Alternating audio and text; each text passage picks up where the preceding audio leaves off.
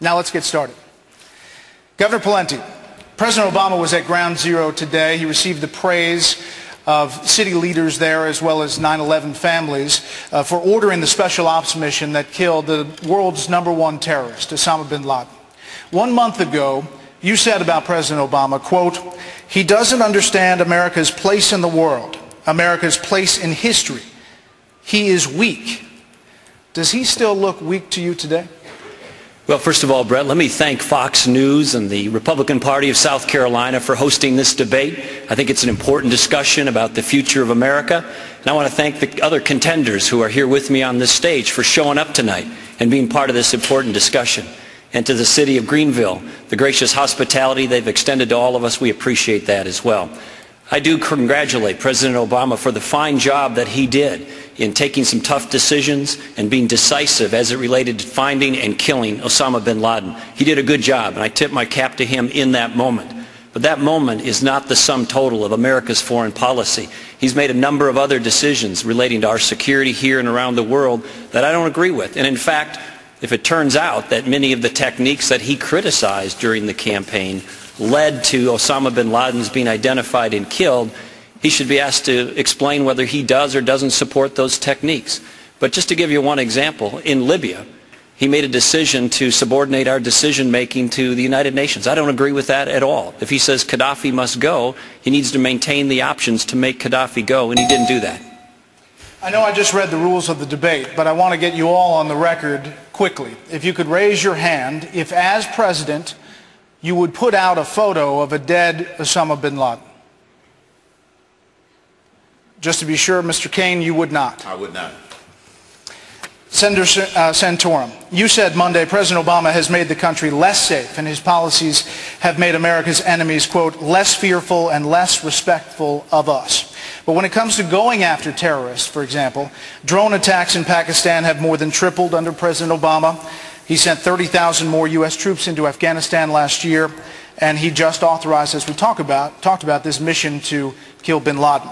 How much more aggressive could he be? If you look at what President Obama has done right in foreign policy, it has always been a continuation of the Bush policies. He's gone right by keeping Gitmo open. He's done right by finishing the job in Iraq. He has done right by trying to win in Afghanistan. Those were existing policies that were in place. The decision he made with Osama bin Laden was a tactical decision. It wasn't a strategic decision. The strategic decision was made already by President Bush to go after him. What President Obama has done on his watch, the issues that have come up while he's been president, he's gotten it wrong strategically every single time. Whether it's in Central America, Colombia, and Honduras, whether it's in the Middle East, with Egypt, with Syria, and most importantly, with Iran. We had an opportunity 18 months ago to topple a regime that is a sworn enemy, is at war with this country, is funding terrorist attacks against our troops and in the Middle East, and the President of the United States sided with the mullahs instead of the demonstrators. Congressman Paul, you have wanted to pull U.S. troops out of Afghanistan for years. In fact, you said on the House floor about the U.S. military's efforts in Afghanistan, quote, "Whose interests do we serve by continuing this exercise in futility?" So if President Paul had been running things and troops were already out of Afghanistan, wouldn't that mean that Osama bin Laden would be alive today? Absolutely not. I mean, he wasn't caught in Afghanistan. Nation building in Afghanistan and telling those people how to live and getting involved in running their country hardly had anything to do with finding the information where he was being held in a country that we give billions of dollars of foreign aid to. At the same time, we're bombing that country. So it's the policy that's at fault. No, not having the troops in Afghanistan wouldn't have hurt. But we went to Afghanistan to get him, and he hasn't been there. Now that he's killed, boy, it is a wonderful time for this country now to reassess it and get the troops out of Afghanistan and end that war that hasn't helped us and hasn't helped anybody in the Middle East. Hold the applause. Mr. Kaine, about Afghanistan, you recently said this, quote, "If the experts, the generals, the Joint Chiefs of Staff, if they believe we can win, I'm not going to tear up the plan they give me. I'm going to execute the plan. If we can't win, I want to know what we can do to exit with dignity out of that country. You're running for president after almost 10 years in Afghanistan. You don't have your own plan yet about what you would do in Afghanistan? No, because it's not clear what the mission is. That's the bigger problem. It's not clear what the mission is. It's not real clear to the American people what our interests are. And then thirdly, it's not clear what the roadmap to victory is. And what does that mean? This is why I would revisit the issue in defining those three critical questions, answering those questions before I, as president, made a decision. Because before I make a decision to send men and women in uniform into battle, I want to make sure we know what the objective is clearly, that we clearly know how it serves our interests either at home or abroad, and thirdly, what is our roadmap to victory. But sir, how would you define winning in Afghanistan right now as you're looking at it as a candidate? My point is the experts and their advice and their input would be the basis for me making that decision. I'm not privy to a lot of confidential information since I'm not in government and I'm not in administration. One of the things that I've always prided myself on is making an informed decision based upon knowing all of the facts. And at this point, I don't know all of the facts, but that's the process that I would use. Make sure that we're working on the right problem. Make sure that we set the right priorities relative to Afghanistan and every other country. Thirdly, make sure we get the advice from the right people and then put those plans into place. Okay. Well, that was quick. You stopped quick. You got the bell thing. Good breaks. Governor Johnson, you have said you're an advocate of getting out of Afghanistan tomorrow. You've also said that you'd support a Democratic plan to establish a timetable with an end date for withdrawal of U.S. troops in Afghanistan.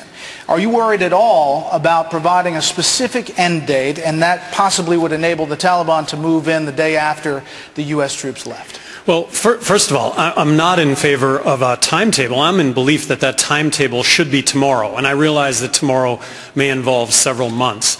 I was opposed to us going into Iraq from the beginning. I really thought that there was no threat to our national security. I really thought that if we went into Iraq, we would find ourselves in a civil war to which there would be no end. And I thought we had the military surveillance capability to see Iraq roll out any weapons of mass destruction. And if they would have done that, we could have gone in and dealt with that. Afghanistan, originally, I was completely supportive of that. We were attacked. We attacked back. That's what our military is for. And after 6 months, I think we'd pretty effectively taken care of al-Qaeda. But that was 10 years ago. We're building roads, schools, bridges, and highways in Iraq and Afghanistan, and we're borrowing 43 cents out of every dollar to do that. In my opinion, this is crazy. And then looking at Libya right now. I'm in a position right now where I'm issuing opinions on everything right away. My opinion on Libya is I'm opposed to it A through Z. Thank you, Governor. Mr. Kaine, the national average price for a gallon of gasoline is now close to $4, and it's approaching $5 in some states. This affects prices obviously way beyond the pump. The cost of transportation drives up the cost of doing business and leads to higher food prices. So, Mr. Kaine, what will President Kaine do to alleviate skyrocketing gas prices? Contrary to what President Obama said when he stated that wasn't anything that he could do in the short term, that simply is not true. The one thing that the president can do is to establish a real energy independence plan. We have all of the resources we need right here in this country to establish energy independence if we had the leadership. Now, the dynamics that impact the price of oil and ultimately the price of gasoline, getting it out of the ground, refinery and distribution, and speculators. If the world market believed that we were serious about energy independence and we were going to utilize all of our existing resources, the speculators would stop speculating up and they speculate down until we get our own oil out of the ground. Shannon. Thanks, Brad. Governor Pawlenty, we'll start with you. You, as every other participant here tonight, will notice that former Massachusetts Governor Mitt Romney is not here, but you've had plenty to say about Romney care, including this, quote, "Looking at the Massachusetts experience, it would not be the one I would want for the country to follow any further." A poll just weeks ago showed that 84% of Massachusetts residents are satisfied with the plan. Why isn't that good enough for you? Well, Governor Romney is not here to defend himself, and so I'm not going to pick on him or the position that he took in Massachusetts, but I will tell you this. The answer to our health care problem is not to drag it into Washington, D.C. and create a top-down, government-run, centralized, limited choice, limited option system. We took a different direction in my state of Minnesota. I governed there. The direction for health care reform is to empower individuals and families to make choices that are best for them. And if they need financial help, let's give it to them, but let's give it to them directly. And this is an issue. President Obama stood in Iowa in 2008 on the night of the Iowa caucuses, and he promised the nation that he would do health care reform focused on cost containment. He opposed an individual mandate, and he said he was going to do it with Republicans. He broke that promise. He went to Washington, D.C. and jammed down our throats one of the most partisan, most misguided pieces of legislation in the modern history of the country. It's going to make health care costs worse, not better. Governor Johnson, another question for you. You said we should make it easier for immigrants to come here and work in the United States, and that Republicans should stop using scare tactics and vilifying immigrants. You also referred to a, quote, amnesty grace period. What is that? Well, first of all, I start with the premise that immigration is ultimately responsible for tens of millions of jobs. So creating tens of millions of jobs as opposed to taking away of jobs. I think that we should make it as easy as possible to get a work visa. A work visa would not be citizenship, it wouldn't be a green card, but it would be a background check and a Social Security card so that applicable taxes would get paid. Immigration needs to be about work, not welfare. With regard to the 11 million illegal immigrants that are here in this country right now, I think we need to recognize that the government's the main reason they're here illegally. They've made it impossible to get a work visa. So set up a grace period whereby those 11 million can get a work visa, not citizenship, not a green card, but a work visa. Document those workers. And then so when it comes to building a fence across 2,000 miles of border, when it comes to putting the National Guard arm in arm across 2,000 miles of border, in my opinion, that would be a whole lot of money spent with very little, if any, benefit whatsoever. Thank you, Governor. Senator Santorum, U.S. and European intelligence officials are now saying there's no doubt active or retired Pakistani military provided some aid and protection to Osama bin Laden when he was living in that compound for up to 6 years. Considering that, would you cut off the $3.2 billion annually the U.S. provides to Pakistan? I think we're in a situation where we have to engage the Pakistanis at a level that we haven't done before. We have tolerated a lot of bad behavior on the part of Pakistan, particularly in the area of Waziristan, and we have not done what President Bush did originally, which said you were either with us or you were against us. We need to go to the Pakistanis and engage them and say, look, we are fighting a critical battle for the security of our country in Afghanistan. You're either going to side with the United States or we're going to deliver ultimatums such as you're not going to have the aid that we have provided. We need strong leadership. We don't need, as the President's advisor said, leading from behind. We need, in a dangerous time for our security, a president out there in front saying to the Pakistanis, you either cooperate with us in Afghanistan or there will be consequences, and one of the consequences should be aid. Pakistan is a nuclear-armed country. The leaders there are concerned about terrorists taking them over. House Speaker John Boehner just this week said this is no time to back away from Pakistan, insisting aid should continue. I'm not talking about backing away from Pakistan. I'm talking about engaging the Pakistanis in a serious discussion. But what about the aid?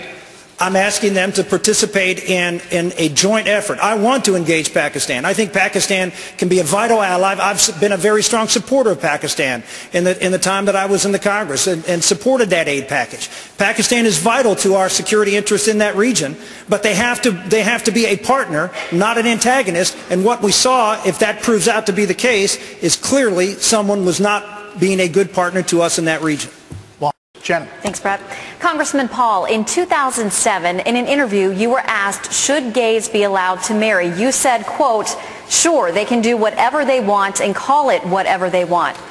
Are you advocating legalizing gay marriage in this country? Well, matter of fact, I spent a whole chapter in a new book I've written on marriage. and I think it's very important, and seeing that I've been married for 53, 54 years now, but I think the government should just be out of it. I think it should be done by the church or private contract, and we shouldn't have this argument. Who's married and who isn't married? I have my standards, but I shouldn't have to impose my standards on others. Others have standards, and they have no right to impose their marriage standards on me. And I just don't like it. But if we want to have something to say about marriage, it should be at the state level and not at the federal government. Just get the government out of its one area where it's totally unnecessary, and they've caused more trouble than necessary. All right. Given that answer, I have to ask you about your defense of the Defense of Marriage Act, which defines marriage as between one man and one woman. Even just weeks ago, you criticized this administration for its decision to no longer defend it against legal challenges. And the main reason there is the Defense of Marriage Act. And I've been quoted as I voted for it. Of course, I supported it, but I wasn't there. But because that bill actually protects the states. See, I do recognize that the federal government shouldn't tell the states what to do, and the Defense of Marriage Act was really designed to make sure that the states have the privilege of dealing with it, and the federal government can't impose their standards on them. Thank you, sir. Mr. Kane. Each candidate has 30 seconds for closing remarks right now. We will go down the row. We begin with Congressman Paul. Congressman. The big issue today is the budget and the deficit. We approach it in Washington by looking at it as an accounting problem, and it isn't. It's a philosophic problem. Until we decide what kind of government we want and what the role of government ought to be, we can't solve it. The role of government ought to be there to protect our liberties and to take care of our personal and provide a free market economy, and to provide for the national defense, which means that we bring our troops home and we restore sound money to this country. Mr. Kane, your closing remarks, sir. Fellow patriots in this exceptional nation, the United States of America, we need real economic growth, a real energy independence plan, real national security clarity, and we're only going to get it with real leadership, not more positionship. God bless you, and yes, God is blessing America. Governor Pawlenty. As I travel America, it seems too many of our fellow Americans feel that America's best days are behind us. Let me tell you, they are not. I grew up in a working class family. I led my state in a conservative, common sense direction. We can restore America's promise. I know that because I've lived it and I've lived the American dream. But we're going to need to restore common sense, American common sense, to Washington, D.C. I hope you'll join our cause and go to timpawlenty.com to find out more. All right. Senator Santorum. A lot of people up here can check the boxes and say they have conservative positions, but I've led on every one from social conservative issues, on life and marriage, and I've got the arrows in my back from the mainstream media to prove it. I've led on national security issues, in cases, again, sometimes against President Bush, on issues like the Syrian Accountability Act and the Iran Freedom Support Act. I've been out front on national security issues. I've been out front with your colleague here and my former colleague Jim DeMint on Social Security, on Medicare, on welfare reform. I led on welfare reform, ended the only federal entitlement we've ever ended that I'm aware of. I was the one that carried the water on that. It's not just checking the boxes, it's having the courage to lead. Governor Johnson. I'm an entrepreneur that ran for governor of New Mexico promising to bring a common sense business approach to state government, that everything was going to be a cost-benefit analysis. I got reelected in a state that was 2-to-1 Democrat. I think we're on the verge of a financial collapse unless we balance the budget, and that means some really, really tough choices that are all doable, and they're all doable under the context of a common sense business approach to the way government does business and a cost-benefit analysis that goes along with everything that government is doing. Gary Johnson, 2012.com. Gentlemen, on behalf of Chris, Shannon, and Juan, thank you very much. It's been a pleasure. That is it for tonight. Our thanks to the candidates and their staffs, to our debate partner, the Republican Party of South Carolina, and also to all the great people here in the Peace Center in Greenville.